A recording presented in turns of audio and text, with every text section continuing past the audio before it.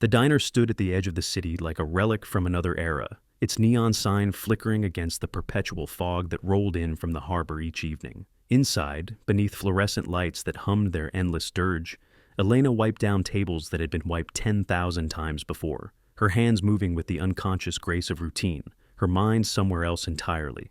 Always somewhere else. She had worked the night shift for 3 years. 3 years of coffee rings and whispered conversations between strangers, of watching the city's insomniacs and wanderers drift through like ghosts themselves. She preferred the night. Daylight demanded too much of her, demanded smiles that reached her eyes, demanded explanations for the emptiness she carried, like a second skeleton beneath her skin. Her mother had died when Elena was 7. Of fever, they said, though Elena remembered dreams in those final days.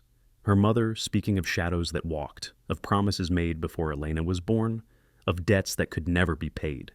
Delirium, the doctors assured her grandmother, just the fever talking. But Elena remembered the way her mother had looked at the window in those last hours, as if waiting for someone who never came.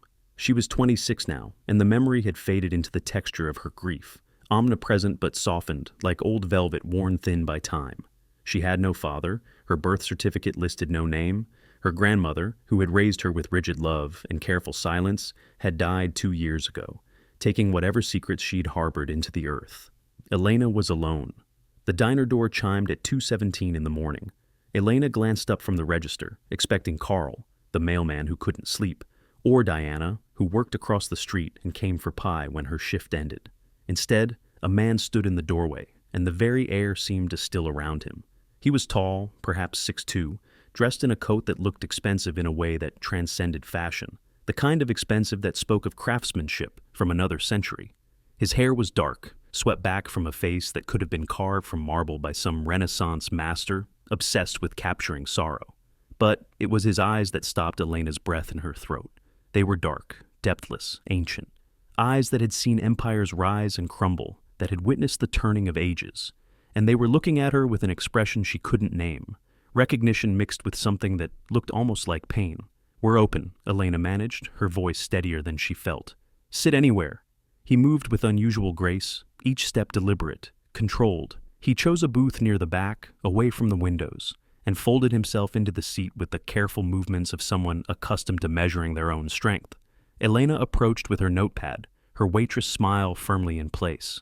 Up close, she could see the pallor of his skin, the sharp elegance of his features. Beautiful, she thought, and immediately felt foolish for thinking it. "Coffee?" she asked. "Please." His voice was low, textured like aged wine, with the faintest trace of an accent she couldn't place. European, perhaps, but older than any Europe she knew of. She poured, watching as steam rose between them like a veil. He didn't touch the cup, just stared at it as if it held answers to questions he'd stopped asking centuries ago. "You don't remember me," he said quietly. Elena's hand stilled. "I'm sorry?" "No." He looked up at her then, and the weight in his gaze nearly staggered her. "I am the one who should apologize. You were so small, just an infant when I last saw you." The notepad slipped from Elena's fingers, clattering against the linoleum. Around them, the diner seemed to recede, the fluorescent hum fading into a distant drone. "I don't understand," she whispered. "No," he agreed. "But you will. Sit, please. There are things I must tell you, things I should have told you 26 years ago, had I been strong enough to stay." Elena should have called for Frank in the kitchen, should have backed away, cited policy, maintained professional distance. Instead, she found herself sliding into the booth across from him, pulled by a gravity she didn't understand. "Who are you?" The question emerged barely louder than a breath. "I have had many names," he said, "across more years than I care to count. But the one that matters, the one that I forfeited the right to use." He paused, something flickering across his features that looked like ancient grief. "I am your father, Elena." The diner's clock ticked. A car passed outside, its headlights sweeping across the windows. Elena sat very still, feeling as if the world had tilted on some invisible axis. "My father is dead," she said, though her grandmother had never said that, not exactly. Only that he was gone, only that he couldn't stay. "No," the word was soft but absolute. "I am many things, most of them unforgivable, but I am not dead. I cannot die, though I have wished for it more times than there are stars in the sky." Elena stared at him, at the inhuman perfection of his face, at the sorrow that seemed carved into his very bones. "That's not possible. You don't believe in impossibilities." It wasn't a question. "I can see it in your eyes. You've always known the world held more shadows than most people see. Your mother saw them too. It's why she caught my attention in the first place. Why I broke every vow I'd made to myself over 6 centuries. 6. Elena couldn't finish the word. He nodded slowly. "I was born in 1387, in a region that no longer exists under the same name, to a people who have been forgotten by history. I died in 1412, and I have walked the earth ever since, neither living nor dead, sustained by darkness and blood and the terrible gift of eternity." The rational part of Elena's mind screamed that this was insanity, that she should run. That madness was contagious. But another part, the part that had always felt displaced in time, that had dreamed of shadows and whispers, knew he was telling the truth. "You're a vampire," she said.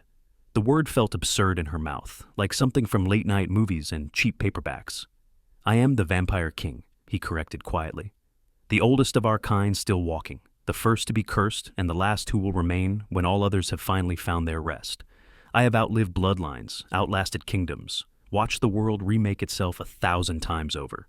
He leaned forward slightly, his voice dropping. "And in all those centuries, I felt nothing. Until I met your mother." Elena's throat tightened. "Tell me about her." And so he did. His name, he told her, had once been Alexander, though he'd worn dozens since. He'd given up his title centuries ago, had tried to fade into obscurity, to outlive his own legend. He'd moved through the world like a ghost, leaving no trace, forming no attachments. "I had learned," he said, his voice carrying the weight of accumulated sorrow, "that to love is to lose. Everything mortal ends. Every connection becomes a wound. So I stopped. I existed, but I did not live." He'd met Elena's mother in 1998, in a library where she worked cataloging rare books. Alexander had been searching for a manuscript he'd commissioned in the 1500s, tracking it across centuries and continents. Sarah, Elena's breath caught at hearing her mother's name in his ancient voice, had helped him find it. "She wasn't afraid," Alexander said, a ghost of wonder touching his words. "She looked at me and saw through the careful masks I wore. She asked me how old I was, and when I tried to deflect, she smiled and said, 'Older than the building, I think. Older than the city. Maybe older than the country itself.'" He'd tried to leave, had every intention of disappearing as he always did. But Sarah had seen him again the next night, and the night after. She'd asked him questions no one had asked in centuries. Not about what he was, but who. What he remembered. What he'd lost. What it felt like to carry so much time. "She saw me," Alexander said simply. "Not the monster, not the legend. Me, the man I'd been before the curse. The soul that still lingered beneath the centuries of blood and darkness. They'd fallen in love against all his better judgment, against 600 years of carefully maintained distance. He'd told himself it would be brief, contained. He'd forgotten that love has its own mathematics, its own relentless logic. When Sarah told him she was pregnant, Alexander had felt something he'd thought burned out of him centuries ago. Hope. And with the hope came terror. "I am a king," he said, and for the first time, Elena heard the weight of authority in his voice, the presence that had commanded armies of the night. "Which means I have enemies. Ancient rivals who would destroy anything I loved to hurt me. Hunters, who have tracked me for generations. There are laws among my kind, rules about progeny, about half-mortal children." He'd stayed for Elena's birth, had held her once, for minutes that felt both infinite and impossibly brief. She'd been so small in his arms, her heartbeat quick and fragile as a bird's. "You looked at me," he said, his voice nearly breaking on the words, "with eyes so like mine, and I knew I had damned you by existing. I knew that as long as I remained, you and your mother would never be safe." So he'd left. Had arranged for money to appear in Sarah's account regularly. Had set wards and protections around their home that no supernatural creature could breach. Had walked away from the only thing that had made 6 centuries bearable. "I thought distance would be enough," Alexander said. "I thought if I stayed away, if I made no claim, that you would be overlooked. Just another human child, nothing remarkable." But Sarah had died. The protections he'd laid should have prevented any illness, any harm. He'd felt her death like a candle guttering out, had known the moment she'd passed. "I came to the funeral," he admitted. "I stood at the back, in the shadow of a mausoleum, and watched you place a flower on her grave. You were 7 years old, wearing a black dress your grandmother had bought too big so you could grow into it, and you looked so small, so desperately alone." He'd wanted to approach, to tell her grandmother who he was, to claim his daughter and damn the consequences. But he'd seen the hunters circling at the cemetery's edge, had recognized the signs of those who tracked his kind. One word, one acknowledgement, and they would have known, would have marked Elena as his weakness, his vulnerability. So, he'd stayed in the shadows, as he always had, and watched his daughter be buried alongside her mother in a different way, buried in grief, in abandonment, in questions that had no safe answers. "I have watched you from a distance," Alexander said. "Every birthday, every milestone, your graduation, the day you moved into your own apartment. I have been the shadow you never quite saw, the feeling of being watched that you dismissed as paranoia. I have broken every rule I set for myself by maintaining even that much connection. But I could not—" His voice fractured slightly. "I could not bear to be entirely absent from your life." Elena sat very still, her hands folded on the table, her mind struggling to encompass the scope of what he was telling her. 26 years, her entire life, lived under the distant gaze of an immortal father who'd loved her enough to leave, but not enough to stay away entirely. "Why now?" she asked. "Why tell me this now?" Alexander's expression darkened, ancient shadows moving behind his eyes. "Because you are no longer safe. Because my enemies have discovered you despite all my precautions. Because there is a war coming, has been coming for decades, and it has finally arrived at your door." The diner's door chimed again. Elena glanced up reflexively and went rigid. 3 figures stood in the entrance, and even to her mortal senses, they felt wrong. Too still, too focused. Their eyes locked on Alexander with recognition and murderous intent. "Don't move," Alexander said quietly, his hand settling on the table between them. "Don't speak. When I tell you to run, you go through the kitchen and out the back. Don't stop. Don't look behind you. There's a church 6 blocks north, St. Magdalen's. The priest there is a friend. Tell him Alexander sent you. He'll keep you safe until dawn." "I don't understand." "You will." He stood, placing himself between Elena and the newcomers. "These are the Corvinus, an ancient bloodline that has opposed my rule for 4 centuries. They've found you, which means others will follow. Your anonymity is broken, Elena. Your life as you knew it is over." The leader of the 3, a woman with silver hair and eyes like chips of ice, smiled. "Alexander the Ancient, the vampire king reduced to playing house with mortals. How the mighty have fallen." "My personal life is not your concern, Katerina," Alexander replied, his voice carrying a weight that seemed to vibrate through the very air. "It became our concern when you sired a half-blood," Katerina said. "When you broke our most sacred law, the council demands she be brought to trial. Her existence is an abomination. Her existence is my daughter." The words emerged with such absolute authority that even the fluorescent lights flickered. "Touch her, and I will remind you why even the Corvinus bent the knee to me when Rome still ruled." Katerina's smile widened, showing too many teeth, too sharp. "We were hoping you'd say that. The council offers you a choice, Ancient One. Come face judgment for your crimes, accept execution, and the girl lives out her natural life in peace. Refuse, and we hunt you both until there's nothing left but blood and ash." "Elena," Alexander said softly, not taking his eyes from the vampires, "run, now." She should have been paralyzed with terror, should have dissolved into incoherent panic. Instead, Elena felt something else ignite inside her, something that felt like recognition, like coming awake after a lifetime of sleepwalking. She ran. Behind her, she heard the sound of violence, shattering glass, splintering wood, screams that didn't sound quite human. She burst through the kitchen, past a startled Frank, and out into the alley where fog rolled thick and cold, 6 blocks north, St. Magdalen's. Elena ran through streets she'd walked 1,000 times, but they felt foreign now, threatening. Every shadow could hide an enemy, every distant sound could be pursuit. She found the church, ancient stone standing against modern glass and steel, anachronistic and somehow comforting. The door stood open despite the hour, and Elena stumbled inside, gasping. A man looked up from lighting candles near the altar, middle-aged, kind-faced, wearing the collar of a priest. "Can I help?" "Alexander sent me," Elena managed. "He said you'd keep me safe until dawn." The priest's expression shifted from concern to understanding to grim determination in the space of a heartbeat. "Come with me, quickly." He led her down into the church's basement, into a room that felt older than the building itself. The walls were covered in symbols Elena didn't recognize, protective wards she somehow knew, against things that hunted in darkness.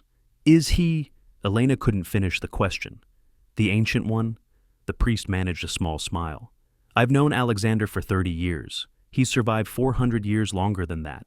He'll be fine. But you're what matters now. You're why he's breaking centuries of exile, why he's risking war with the Corvinus. The priest studied her carefully. He told you what you are? His daughter, Elena whispered. More than that. The priest settled into a chair across from her. You're a dhampir, half mortal, half vampire. A bridge between worlds. In all of vampire history, there have been fewer than a dozen such children born, and most died in infancy. Your very existence challenges the fundamental laws that govern their kind. Elena looked at her hands, at the veins visible beneath her skin, at the evidence of her humanity. I don't feel special. I don't feel powerful. I just feel alone, the priest finished.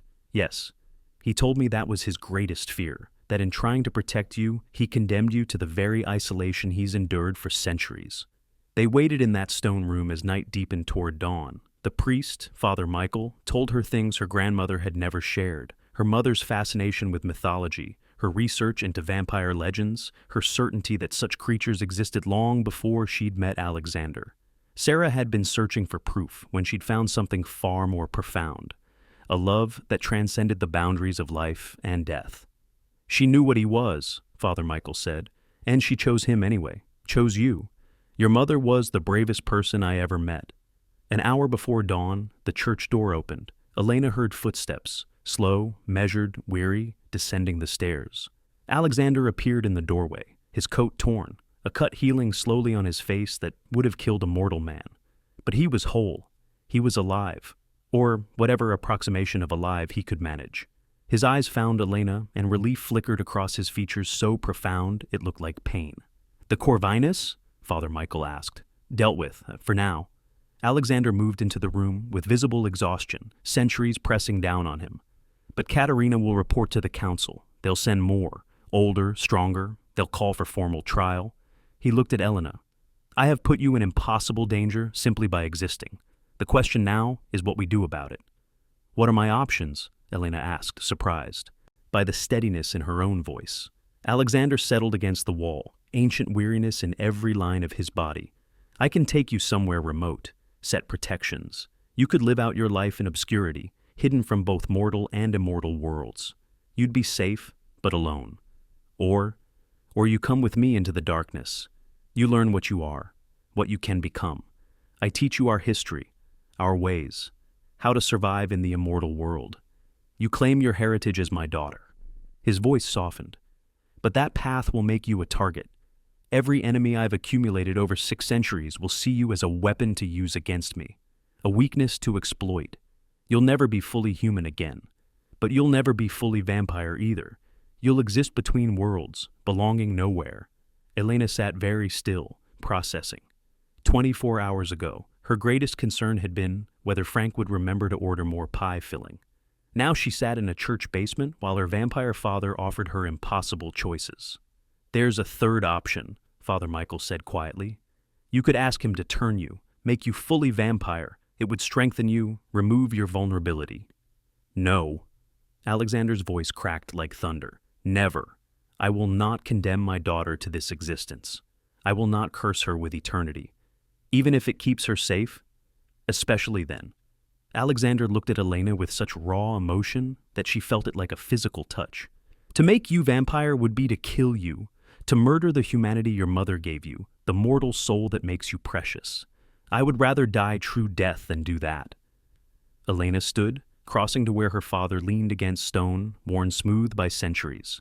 Up close, she could see the weight he carried. Not just years, but the burden of every choice, every loss, every person he'd loved and watched die. I don't want to hide, she said quietly. I don't want to spend my life running from shadows, wondering if the next stranger is an enemy. I don't want to be protected like some fragile thing in a glass case. Elena, I want to know you. The words emerged fierce, undeniable. I want to know where I come from. I want to understand what happened to my mother, why you left, what it means to carry your blood in my veins. I want... Her voice caught. I want to not feel alone anymore. Alexander stared at her, something breaking behind his eyes. You're asking me to drag you into darkness. I'm asking you to be my father. Elena reached out, hesitating only briefly before taking his cold hand in her warm one. Even if that means darkness, even if it means danger. I've spent 26 years as a ghost in my own life. I'm tired of not belonging anywhere. For a long moment, Alexander didn't move, didn't speak. Then, very slowly, he squeezed her hand, carefully, as if she might shatter, as if after 600 years he'd forgotten how to hold something precious without destroying it. Your mother would be furious with me, he said, the faintest hint of a smile touching his lips. She'd be furious you waited this long, Elena replied. Father Michael stood. Then it's settled. But Alexander, you know what this means. The council will demand formal audience. You'll have to present her, claim her publicly. The moment you do that, I become a target worth hunting, Alexander finished. I know, let them come. I have hidden long enough. He looked at Elena, ancient authority settling over him like a mantle. If you choose this path, there are things you must learn, powers you must understand. Your blood is mixed, which means you are something new. Neither mortal nor immortal, but something between. The old laws don't account for you. The old rules don't apply. What can I do? Elena asked. We'll discover that together. He paused, seemed to come to some internal decision. But first, there is someone you must meet. Someone who knew your mother, someone who can help you understand what you're becoming. They left the church as dawn broke over the city, painting the sky in shades of blood and gold. Alexander moved through the streets with the confidence of someone who'd walked them when they were dirt paths, when this city was forest and swamp and possibility. Elena followed, feeling the world reshaping itself around her. Everything looked the same. The buildings, the cars, the people beginning their morning routines. But she saw it differently now. Saw the shadows that moved with too much purpose. Saw the woman who didn't breathe. Saw the layers of reality most humans never glimpsed. They arrived at a brownstone in a neighborhood Elena had walked through dozens of times without really seeing it.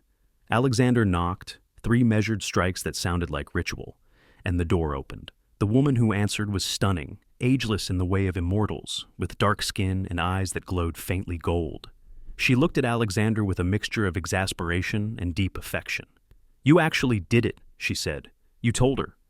The choice was made for me, Alexander replied. May we come in? The woman stepped aside, gesturing them into a home that felt like a museum of centuries, artifacts and art from dozens of cultures and eras arranged with careful love. Elena, Alexander said, this is Nadia. She's one of the oldest of our kind, nearly as ancient as I am. More importantly, she was your mother's friend. Elena stared. You knew my mother? I did. Nadia settled onto a velvet couch that looked like it belonged in a palace. Sarah came to me 5 months into her pregnancy, desperate to understand what was happening. She knew Alexander was vampire, he'd told her, fool that he is. But she didn't understand what carrying a Dhampir child would mean. Nadia's expression softened. I helped her through the pregnancy, taught her what to expect. I was there the night you were born. Why didn't you? Elena's voice caught. Why didn't you tell me after she died? Because Alexander forbade it, Nadia said bluntly, shooting him a look. He convinced himself that distance was safety, that ignorance was protection. I argued with him for years about it, told him he was making the same mistakes he's made for centuries, choosing isolation over connection, choosing what he thought was safety over what his daughter actually needed. You were right, Alexander said quietly. As you usually are. Nadia snorted. First time you've admitted it in 400 years. She turned to Elena, studying her with those ancient eyes. You have questions. Ask them. And Elena did. She asked about her mother, about the woman Sarah had been before grief and single motherhood, about her laughter and her brilliance and her fearlessness. She asked about Dhampirs, about what powers she might have, what limitations. She asked about the council, about vampire politics, about the war Alexander said was coming. Nadia answered everything with patient thoroughness, occasionally supplemented by Alexander's deep, quiet voice, adding details or corrections. Together, they painted a picture of a world Elena had always suspected existed, a world of shadows and power, of ancient conflicts and older magic.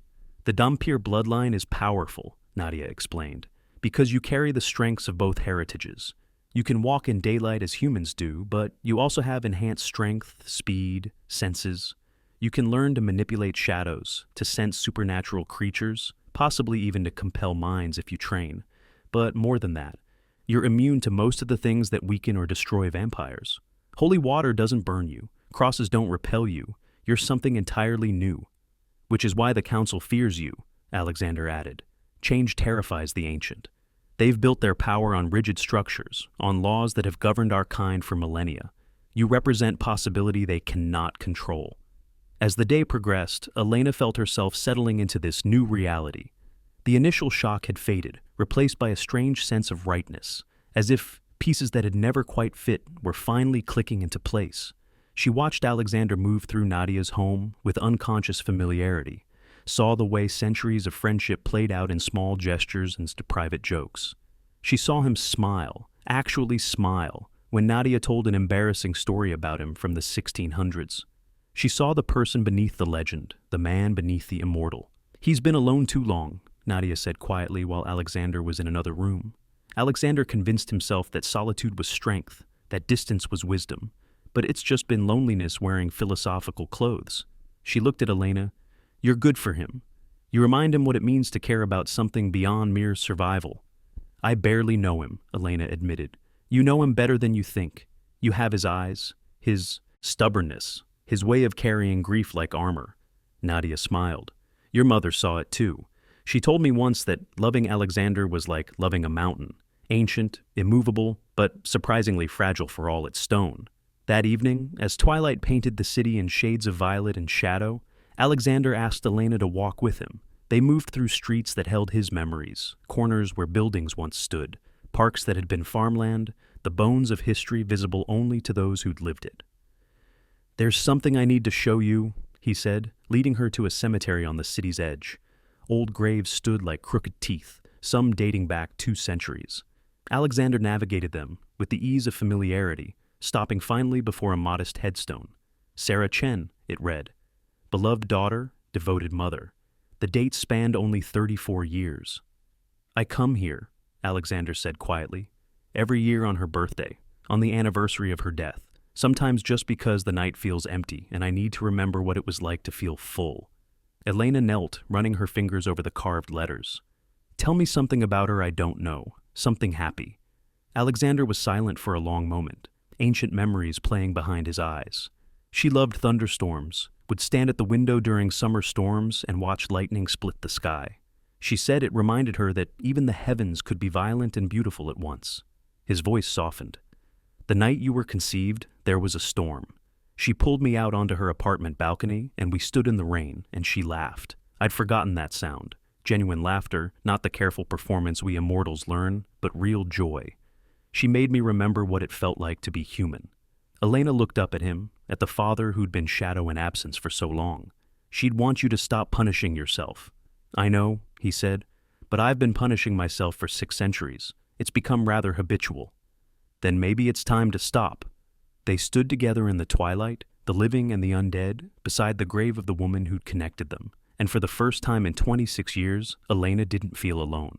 The summons from the council arrived 3 days later, delivered by a vampire courier, so old its eyes held nothing but darkness. Alexander read the formal document with expression carved from stone. "They demand we appear in 1 week," he said. "In the old chamber beneath Prague, the full council will convene to determine your fate." "And yours?" Elena asked. "Mine was determined centuries ago."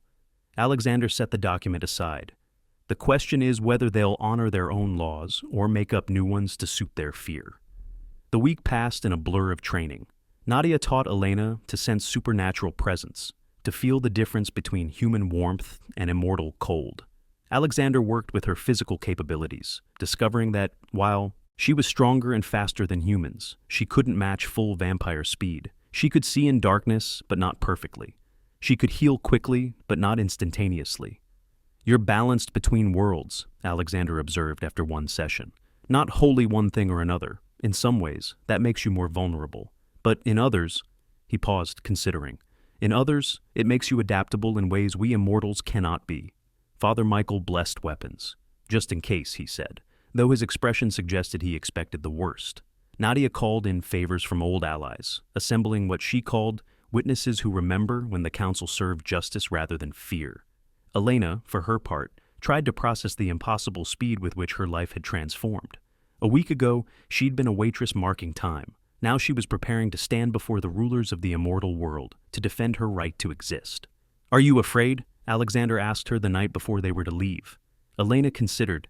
"Yes, but also no," I've spent my whole life feeling like I didn't quite fit, like some essential piece was missing. Now I know why. Now I understand." She looked at him.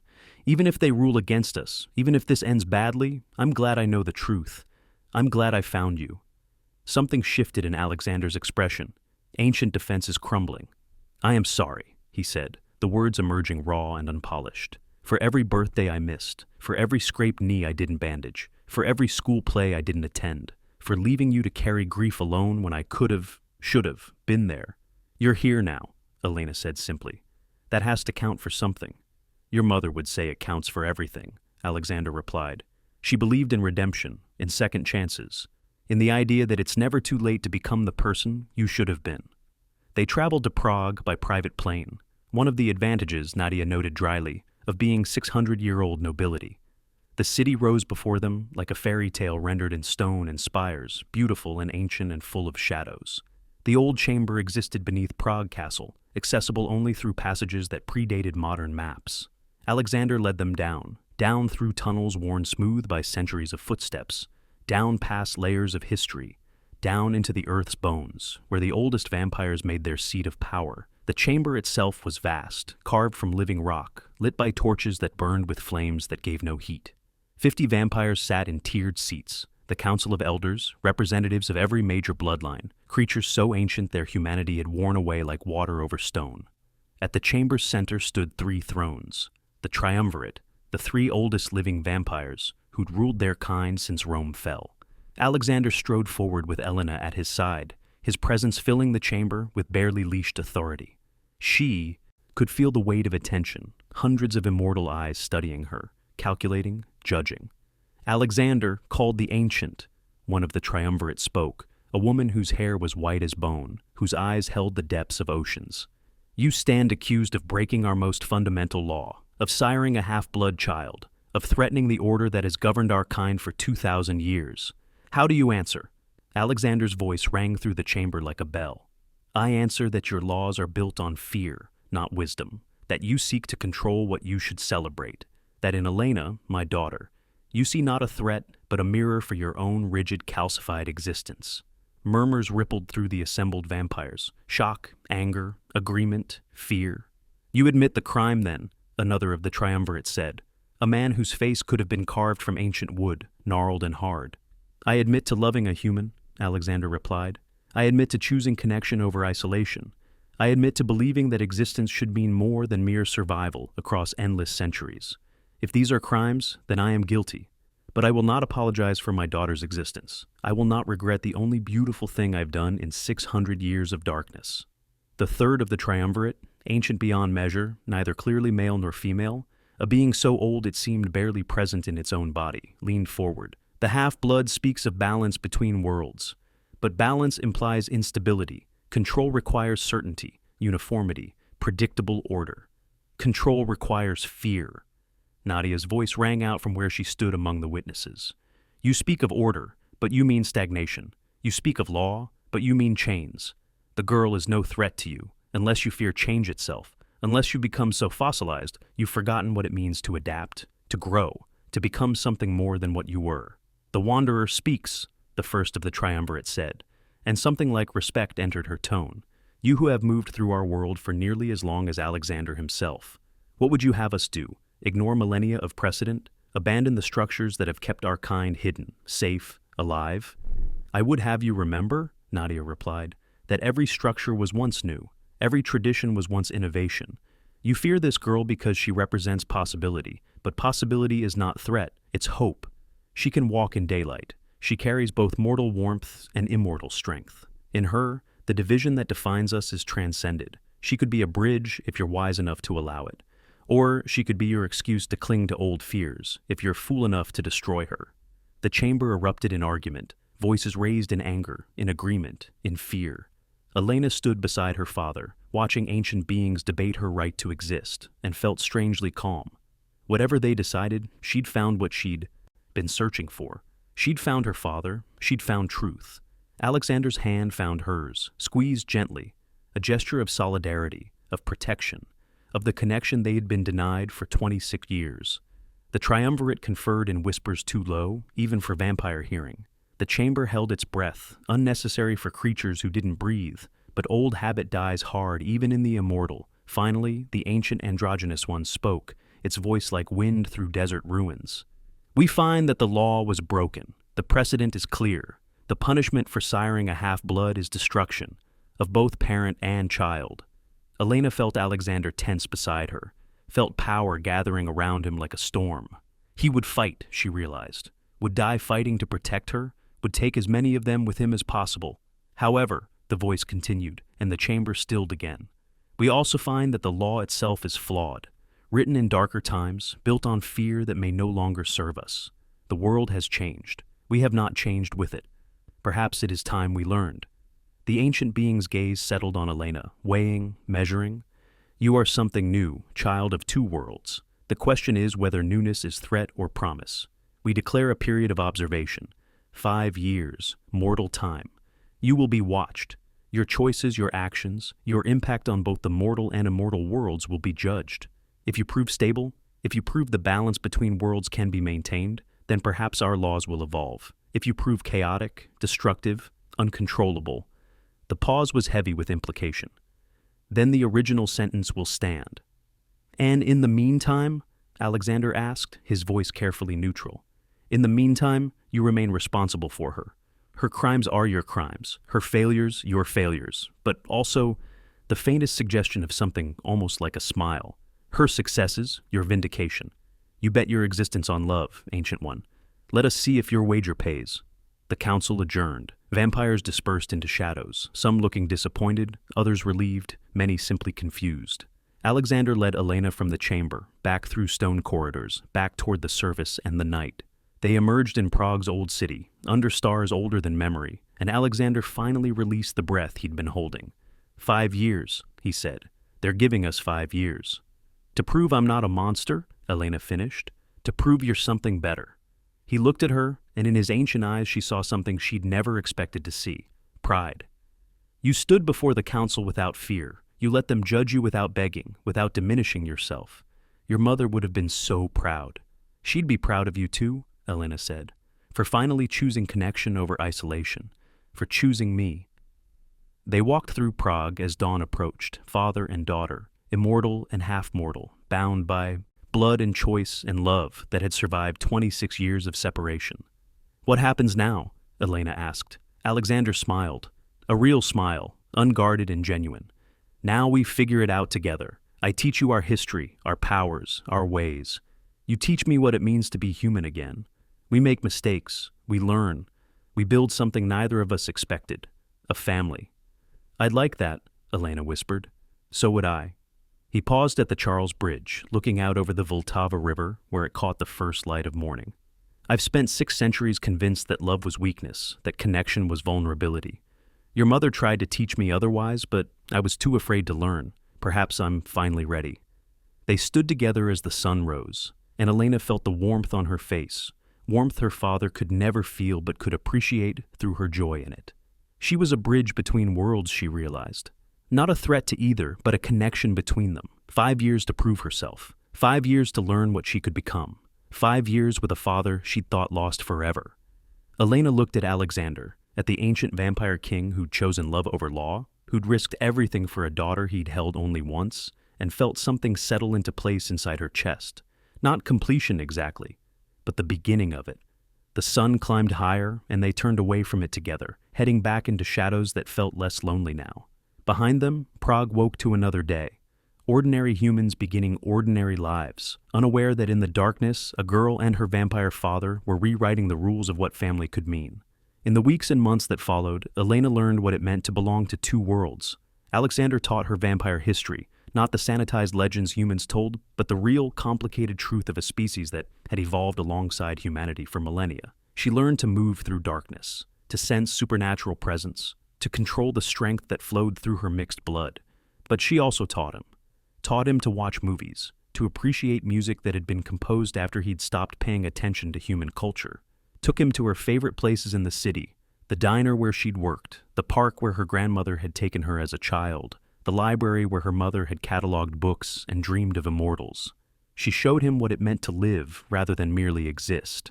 Nadia visited often, bringing stories and wisdom and the occasional sharp rebuke when Alexander fell back into old patterns of isolation.